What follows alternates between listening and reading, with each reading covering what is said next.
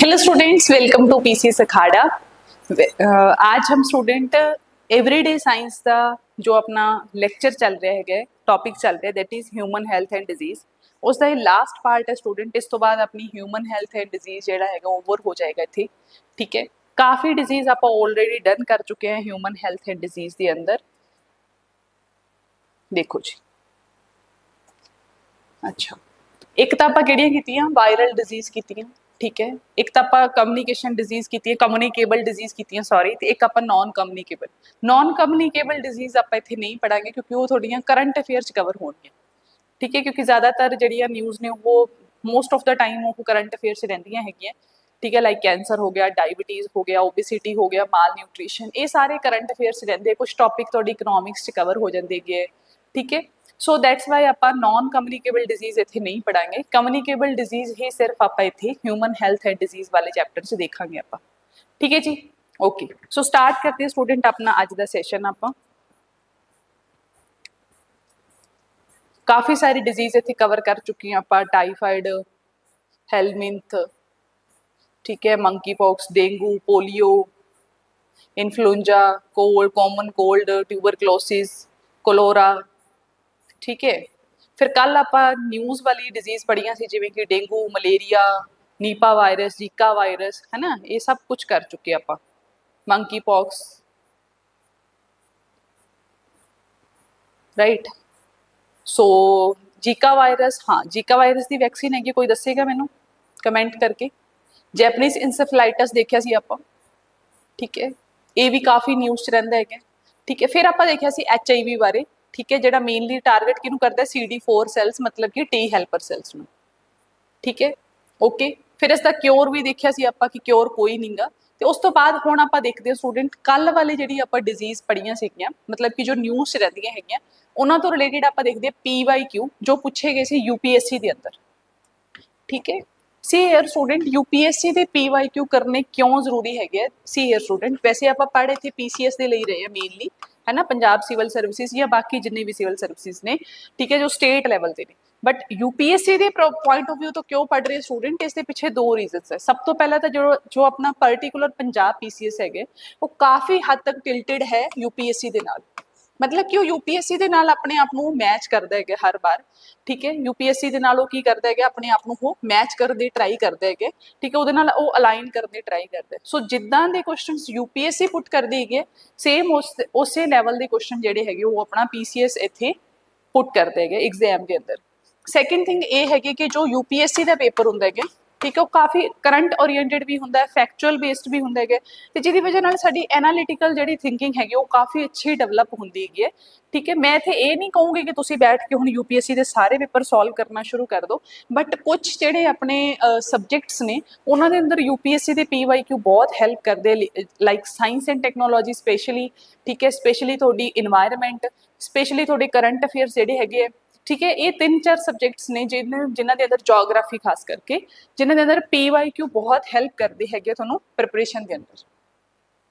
तो क्वेश्चन देखते हैं 2017 च यह क्वेश्चन पुट किया गया सीगा नीपा वायरस के उपर।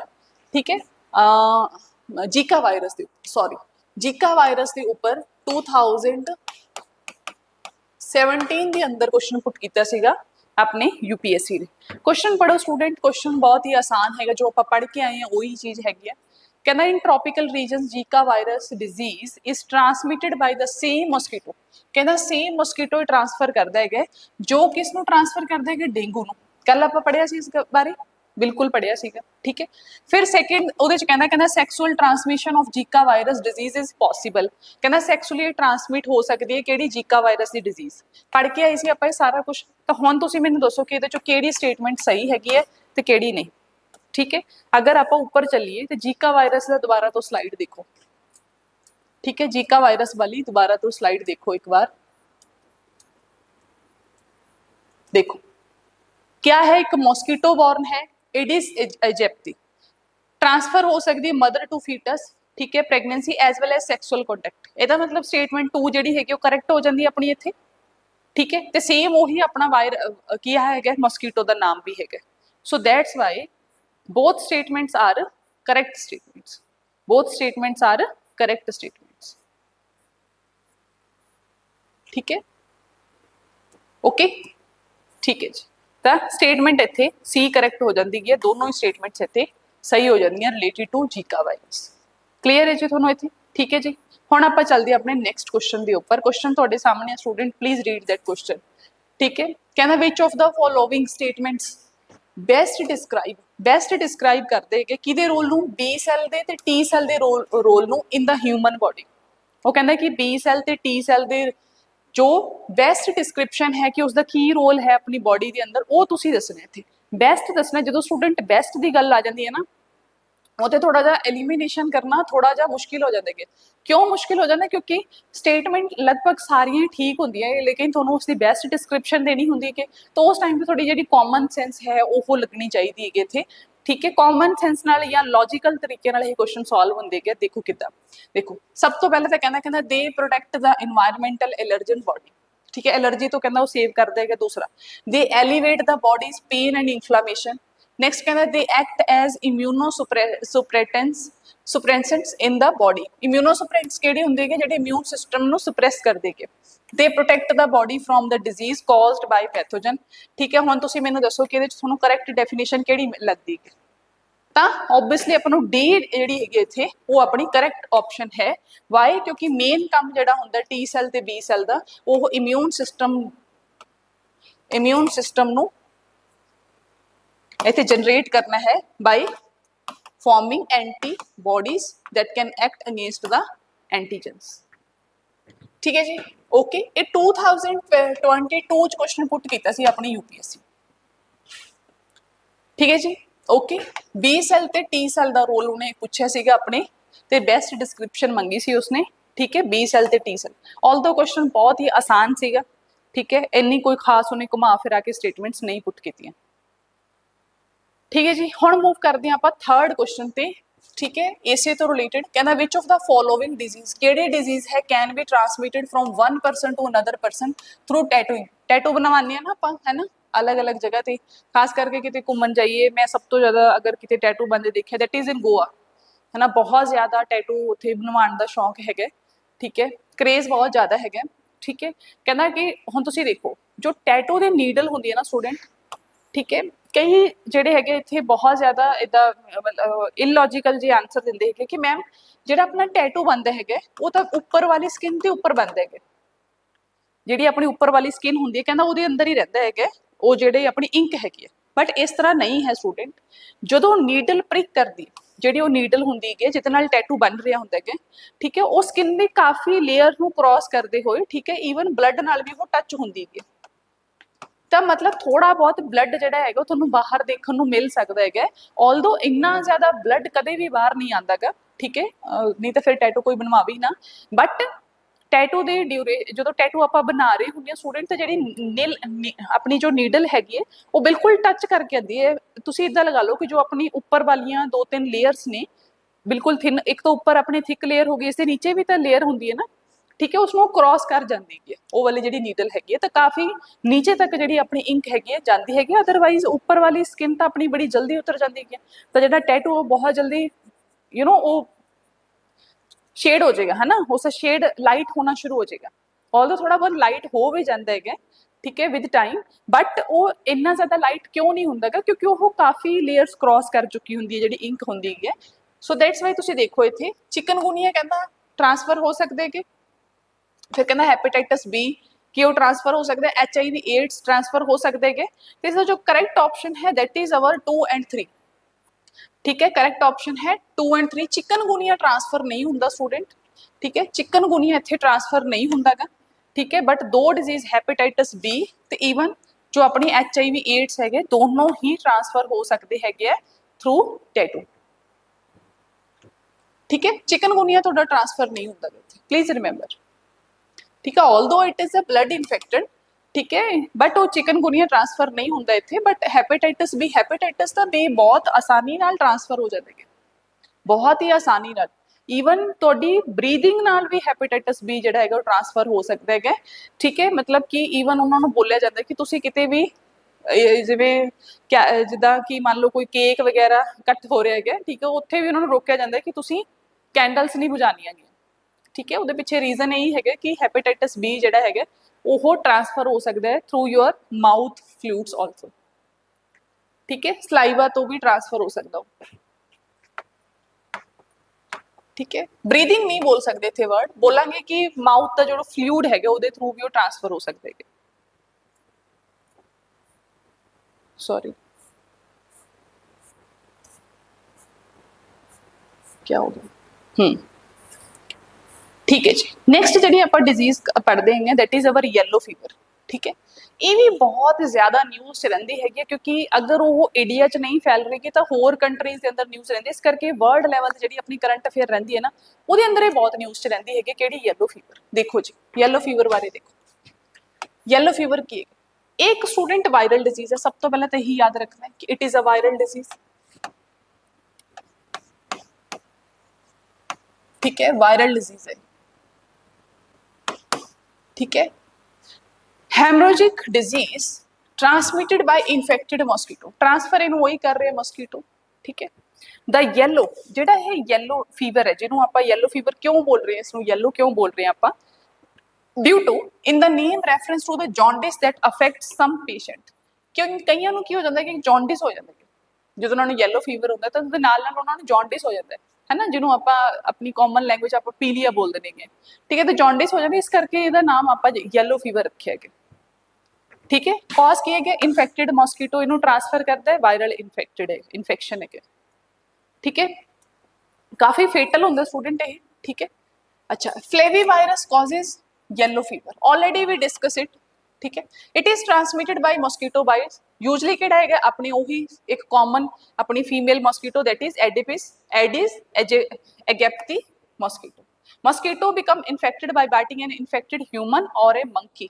ठीक है मेनली स्टूडेंट ये मंकी तो ट्रांसफर होया तुसीं देख रहे हो स्टूडेंट इत्थे एक चीज नोट करो कि मंकी तो काफी ज्यादा डिजीज ਜਿਹੜੀਆਂ ਹੈਗੀਆਂ ਉਹ ट्रांसफर हो रही ने ठीक है ਜ਼ੂਨੋਟਿਕ डिजीज ने एक तरीके ਨਾਲ ਜ਼ੂਨੋਟਿਕ डिजीज ਕਿਹੜੀਆਂ ਹੁੰਦੀਆਂ ਜਿਹੜੀਆਂ डिजीज एनिमल्स तो ह्यूमन ਨੂੰ पास हो ਜਾਂਦੀਆਂ ਨੇ ठीक है यही वजह होंगी स्टूडेंट ठीक है ये मेरी इवन परसनल एडवाइस भी रहती है स्टूडेंट्स ਨੂੰ please do not interfere in the nature ठीक है बहुत ज्यादा इंटरफेयर नहीं करना चाहिए नेचर से कई मैं देखा कि पुण्य कमान के चक्कर च है ना कहते कि डोनेशन देने नाल थोनों पुण्य मिलूगा है ना वो प्राप्ति के चक्कर च भी कई बार आप बहुत ज्यादा कॉन्टैक्ट च आ जाने हैं नेचर के अंदर जो एनीमल्स ने ठीक है जो जिन्हें भी अपनी फ्यूना है ज्यादा कॉन्टैक्ट च नहीं आना चाहिए ठीक है कई बार मैं देखा सुबह सुबह जा रहे होंगे है अपना फॉरेस्ट वाल है ना उत्थे कुछ कुछ खाण नूं पाए आउंदे जिहदी वजह नाल बहुत सारे जिहड़े एनीमल्स ने फॉरेस्ट के अंदर निकल के खास करके मंकी डॉग्स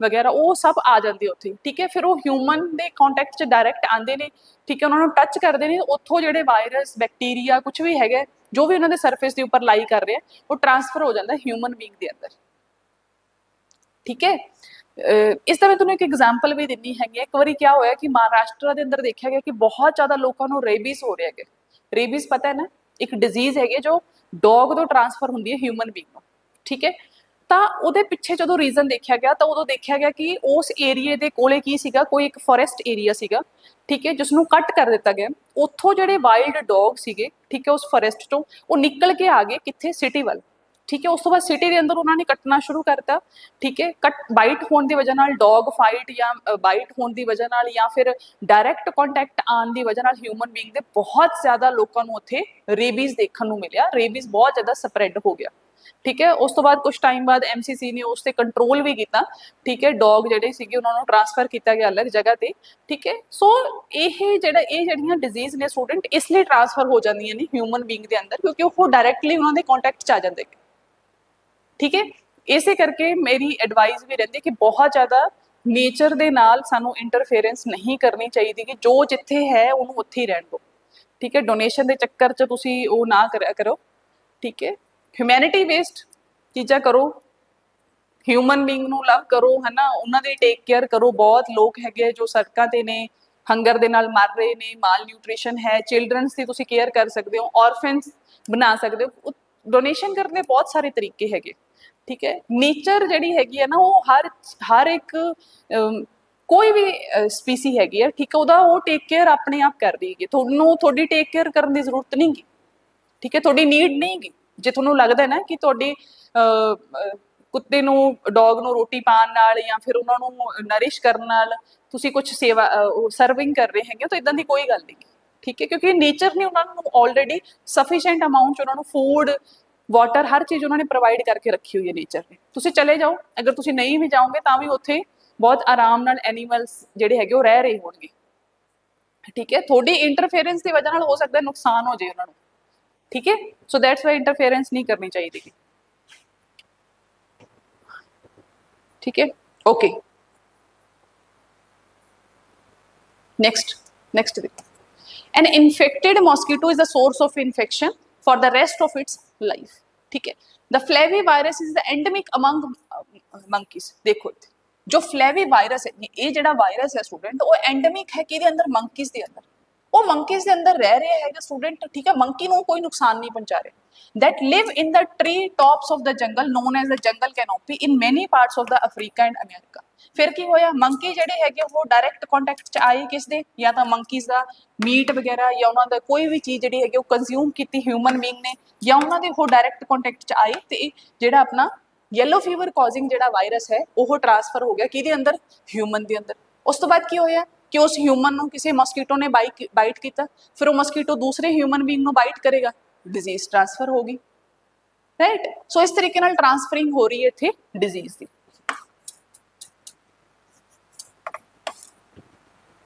ठीक है। क्लियर है, यस और नो, ठीक है जी, ओके। सिम्टम की देखो, सिम्टम बहुत ही वर्स वाले सिम्टम है। देखो येलो फीवर जेड़ा है सब तो पहले तुहानू फीवर हो जाता है, हेडेक, जॉन्डिस, ठीक है। मसल पेन बहुत ज्यादा होंगे, नोजिया, वोमिटिंग होनी शुरू हो जाएगी, फैटीक, बेहोशी वाली हालत हो जाएगी, which gives the skin and white of the eyes yellow टिंग। ओबीयसली जो जॉन्डिस होता थोड़ा देखो तुहाडियां जिहड़ियां अखां ने वो येलोइश होनियां शुरू हो जाती है, ईवन किडनी तक फेलियर हो सकती है तुहाडी, ठीक है। लीवर फेल हो सकता है, हैमरेज हो सकता है, ब्रेन हैमरेज पता है ना तुहानू, ठीक है। ब्लीडिंग हो सकती है नोज, माउथ एंड आईज, ठीक है। Between 20% to 50% of people who develop toxic stage symptom die within a 2 week। even 20 to 50% ਜਿਹੜੇ ਲੋਕ ਹੈਗੇ ਜਿਨ੍ਹਾਂ ਦੇ ਅੰਦਰ ਫੇਟਲ ਵਾਲੇ ਸਿੰਪਟਮਸ ਆਉਂਦੇ ਹੈਗੇ ਉਹਨਾਂ ਦੀ ਡੈਥ ਹੋ ਜਾਂਦੀ ਹੈ, ਠੀਕ ਹੈ। ਉਹਨਾਂ ਦੀ ਡੈਥ ਤੱਕ ਹੋ ਜਾਂਦੀ ਹੈ, ਮਤਲਬ ਤੁਸੀਂ ਦੇਖੋ ਕਿ 50% ਇੱਥੇ ਡੈਥ ਦੇ ਚਾਂਸਿਸ ਹੈਗੇ ਹੈ, ਠੀਕ ਹੈ, ठीक है। ट्रीटमेंट देखो, there is no effective treatment, as such कोई इफेक्टिव ट्रीटमेंट है नहीं येलो फीवर का, ठीक है। यू नो दैट कि वैक्सीन डेवलप करना against a virus is a very difficult task. Reason क्योंकि जो वायरस है वो बहुत जल्दी क्या हो जाता है, म्यूटेट हो जाता है, ठीक है। तो एंटीवायरल ड्रग्स से उस पर्सन को आप रख सकते हैं, सपोर्टिव मेडिकल केयर देनी पड़ेगी थोनों, ठीक है। दिस इंक्लूड्स फ्लूइड, ऑक्सीजन देनी पड़ेगी क्योंकि ब्रेन हैमरेज ना हो उसकी वजह नाल, ठीक है। Replacing lost blood, kidney dialysis if there is a kidney failure and treating any secondary infection. मतलब कि कुल मिला के थोनों हॉस्पिटल केयर देनी प्रोवाइड करनी पड़ेगी, ठीक है, उस इन्फेक्टेड पर्सन।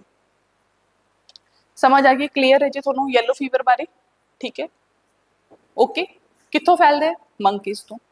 मेन रीजन की है, it is a viral disease, ठीक है। मेन इहदा कैरियर केड़ा है, दैट इज मस्कीटो, है ना। सेम मस्कीटो है जो कॉज करता है डेंगू वगैरह, ठीक है। अच्छा दूसरा की है, कोई खास ट्रीटमेंट इहदा अवेलेबल नहीं है, एंटीवायरल ड्रग्स से थोनों रखना पैंदा है पर्सन नूं, ठीक है। सपोर्टिव मेडिकल केयर थोनों प्रोवाइड करनी पएगी, ठीक है, ओके, क्लीयर है, ठीक है जी। तो येलो फीवर के उपर स्टूडेंट तुसीं क्वेश्चन देखो, इत्थे एक प्रैक्टिस करो क्वेश्चन, ठीक है। क्वेश्चन पढ़ो स्टूडेंट, क्वेश्चन पढ़ो।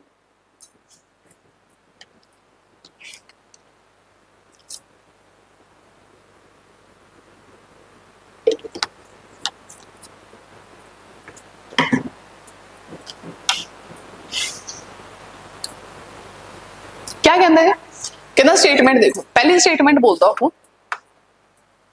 पहली स्टेटमेंट कहता yellow fever is an acute viral hemorrhagic disease transmitted by the infected mosquito. सही स्टेटमेंट है, यू नो दैट, हुणे पढ़ के कहना there is no effective antiviral medication. नहीं हैगी है बई एंटीवायरल मेडिकेशन, हुणे आपां देखी स्टेटमेंट के अंदर, है ना। एंटीवायरल मेडिकेशन तो उसनूं रखना जरूरी है, अदरवाइज तो ह्यूमन बीइंग दी डेथ हो जाएगी, है ना। इन्फेक्टेड पर्सन की डेथ डेफिनेटली होएगी अगर उसको मेडिकल सपोर्ट नहीं मिलेगी। एंटीवायरल ड्रग्स तो उसको रखना पड़ेगा। So this statement is the wrong statement, ठीक है। एंटीवायरल मेडिकेशन अवेलेबल है for the yellow fever, so that's why statement only one is the correct option for this question.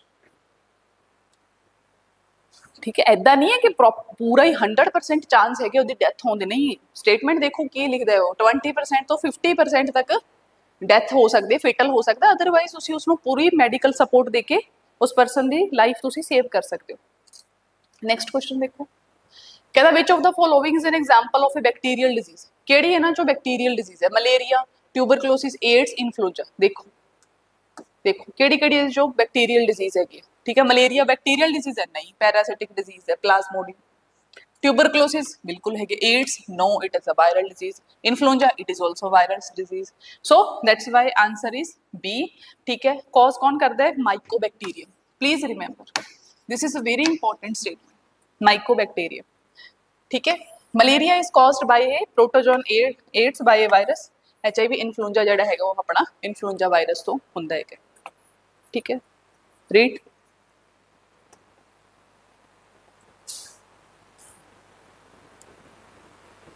ठीक है, समझ आ रहे हैं ना स्टूडेंट्स दोनों।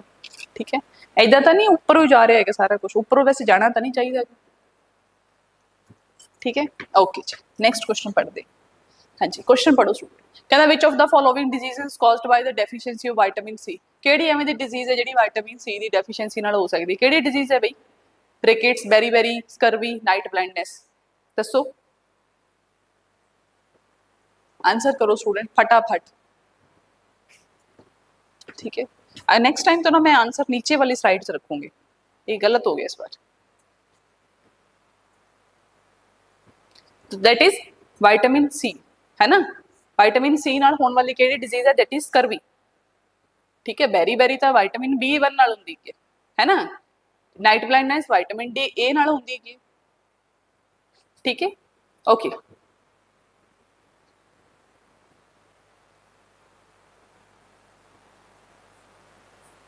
नेक्स्ट 3 कहता primary mode of transmission of HIV is through what, दसो भी HIV किहदे नाल ट्रांसफर होंदा, air, water, body and blood fluids and food.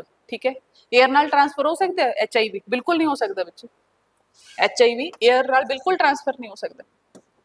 ठीक है, ये नहीं कि तुहाडे नाल कोई बंदा बैठा उन्होंने HIV है तो तुहानू भी HIV हो जाएगा, नहीं। वाटर नाल नहीं, उसका जूठा पानी पीने नाल तुहानू कि HIV वायरस हो जाएगा, बिल्कुल नहीं होएगा। Blood and food body fluid जिहड़े हुंदे आ उहदी वजह नाल हुंदा, फूड नाल हुंदा है नहीं, फूड नाल भी नहीं हुंदा। ये नहीं है कि जिहड़ा बंदा जिहड़ा हैगा HIV हो रखिया उसने खाना बनाया तो तुहानू उसका खाना खाने नाल तुहानू HIV हो जाएगा, नहीं, ये सब मिथ्स ने। नेक्स्ट पढ़ो, फिर वो कहता है कि विच of the following is a cancer causing virus, cancer causing virus तुसी दसना स्टूडेंट, ये हैपेटाइटिस B, HPV, ठीक है, एप्स्टन बार वायरस, ये भी एक टाइप का वायरस है स्टूडेंट।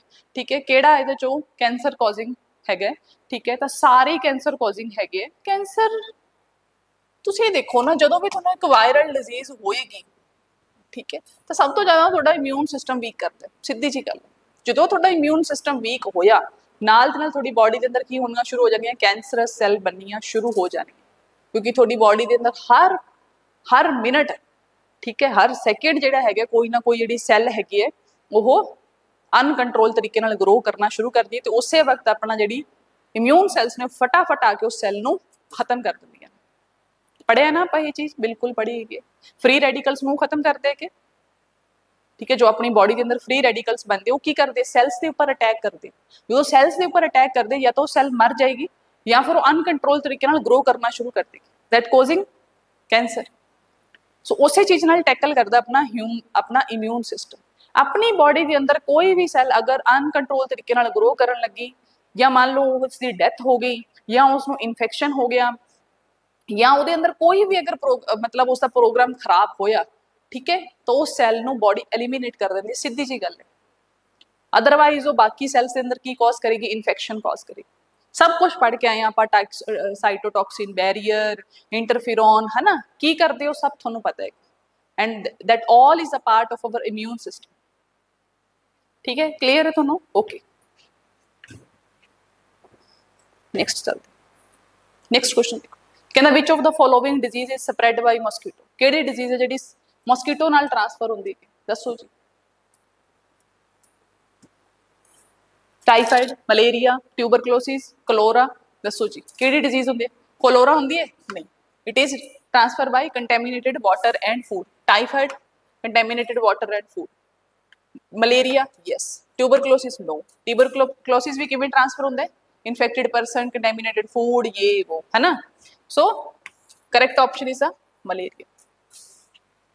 ठीक है, मलेरिया कॉजिंग जो अपना मॉस्कीटो है, ठीक है, ਉਹਦਾ ਨਾਮ ਤੁਸੀਂ ਮੈਨੂੰ ਕਮੈਂਟ ਬਾਕਸ 'ਚ ਸਾਰੇ ਜਣੇ ਦੱਸੋਗੇ। ठीक है, नैक्सट देखते हैं क्वेश्चन। कहता which part of the immune system produces antibody. Antibodies केड़ा केड़ा बनांदे है दसो बे ਇਹਦੇ ਚੋਂ। रेड ब्लड सैल्स एंटीबॉडी बनाती है? नहीं। प्लेटलेट्स एंटीबॉडी बनाती है? नहीं। तो ए एंड बी डी तो खत्म हो गए। टी सैल्स टी तो भी हेल्प करती बई वो, ठीक है, टी सैल तो खुद एक नैचुरल किलर सैल है ना, खुद ही मार देंदी हो। तो एंटीबॉडी बनाने का काम कौन करता है? अपनी बी सैल बनाती है, जिसनों आपां प्लाज्मा सैल्स भी बोलते हैं। ठीक है, T cells are involved in cell mediated immunity, है ना, सैल ड्रिवन इम्यूनिटी। खुद अपने आप चो एक सैल नैचुरल किलर सैल है। 7th नंबर क्वेश्चन कहना which of the following disease can be prevented by the vaccination. Vaccination नाल आपां किहड़ी डिजीज प्रिवेंट कर सकते हैं? ये दसो।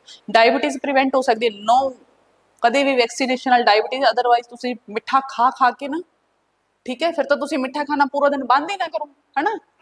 चलो भी वैक्सीन लगी गई हुण आपां नूं कुछ नहीं होने लगेगा, है ना, कोई ब्लड शुगर नहीं बढ़ना। हाइपरटेंशन नो, है ना, हुण हाइपरटेंशन टेंशन दी तां वैक्सीन नहीं बन सकती ना कदे भी। अच्छा, पोलियो, बिल्कुल पोलियो दी वैक्सीन है। Asthma no, there is no vaccine for the asthma. ठीक है, so correct option is the polio.